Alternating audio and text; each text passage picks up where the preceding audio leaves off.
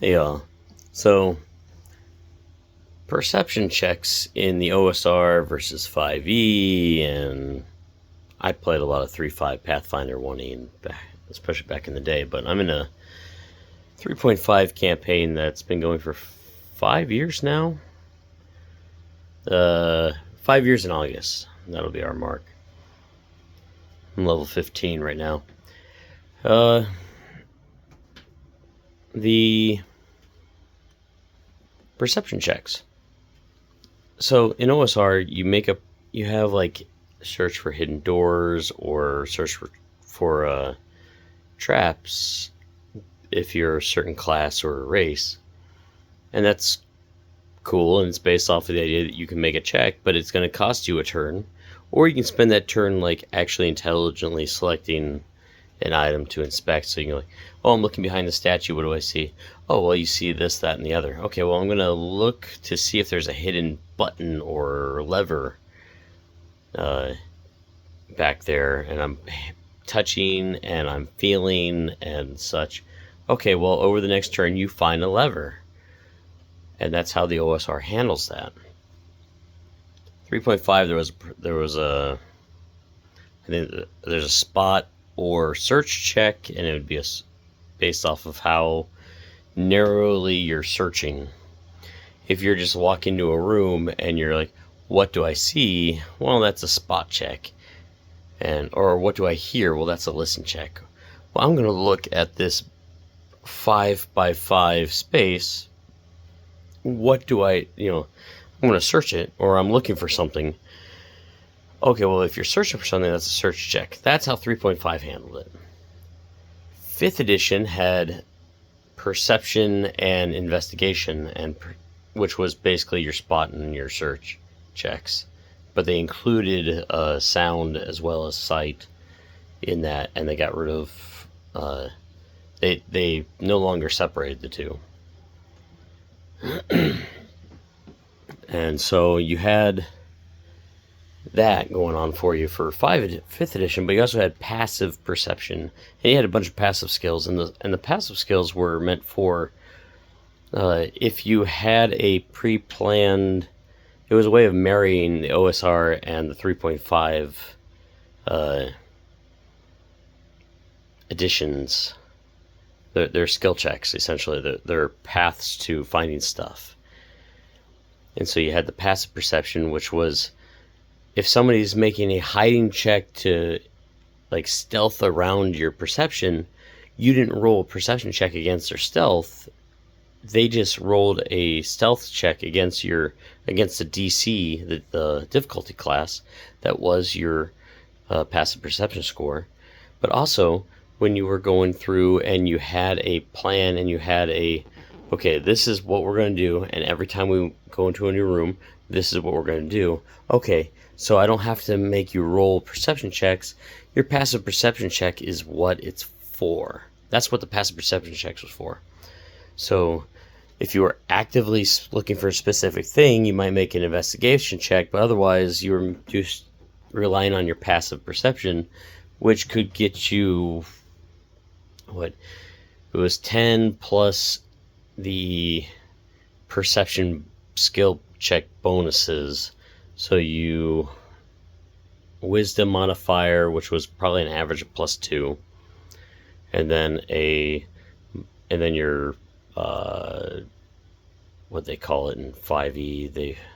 I haven't played 5e in like 7 years now, 6 years. That was your well, you know what I'm talking about. And there's that bonus for proficiency bonus. That's what it's called. It starts at like +2 or +3, and then it goes up every few levels as you gain a new tier. I think is how they based it on. And so you would start with like a 14 passive perception on average, and that's decent. And a lot of the OSR people, Eric, are like, no, you should never run it. Well, let them make the passive perception check if they run it, if they're using a 5e based system, and just remind them that it's going to be a turn every 10 feet. They move 10 feet if they're going to make a passive perception check. If they want to use their passive perception for a roll, okay, well, it's a turn. And if the item is, like if the secret door or the treasure box that's kind of hidden or the hiding goblin, 10 minutes have gone by and you don't notice anything. What do? You searched this area. Or maybe perception is because there's the investigation. So perception is for your entire speed, and as you go through, okay, well, that secret door was a DC 20 and your passive perception is only a DC 14, DC 15. You're not actually actively looking, you're just passively looking. So you don't see it. You don't see it. You don't see it. Oh, you're not actively searching for levers and buttons in different areas. Okay, well, passive perception failed. So you just move on. You don't tell them what they moved on. They didn't roll any dice. That's their fault for not actively looking. And you make a look, and as a game master, you need to tell them or project this information. You need to project the information to them saying, hey, you don't see this as you walk through and you're looking about. You don't see any secret doors, you don't see any levers, you don't see any buttons, you don't see any traps as you creep through this hall. And that might trigger them to go ahead and, well, I want to investigate this. Okay, well, you just investigate? Anything in particular? No, I investigate this 10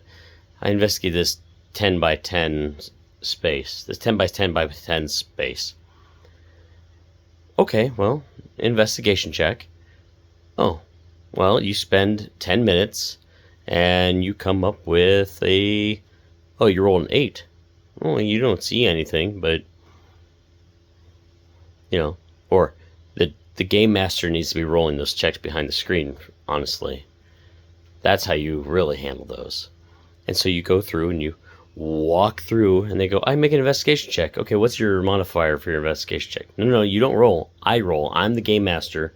You don't get to see what your roll is for these investigation and perception checks. And you go and you roll. And, okay, well, it's a 7 plus 5. That's a 5 plus 7. That's 12. But you don't tell them, okay, well, that didn't make it. You don't see anything. You don't notice anything out of particular. Okay, well, then I continue on. Never mind that they didn't see the trap, that they somehow didn't trip. They didn't see the 3 boxes of treasure. They didn't see the mimic, and they didn't see the secret passage that will help them escape and skip 5 turns going back to the main entrance. They didn't see any of that because they made an investigation roll instead of actually searching. That's how I would handle if I ever run 5e again, which I have no plans on doing it. My voice is shot.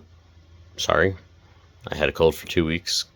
Sinus infection, lung mucus, whole thing. So if you hear my voice and don't like it, well, come back in a week and it'll be different. This video is over. Go with God.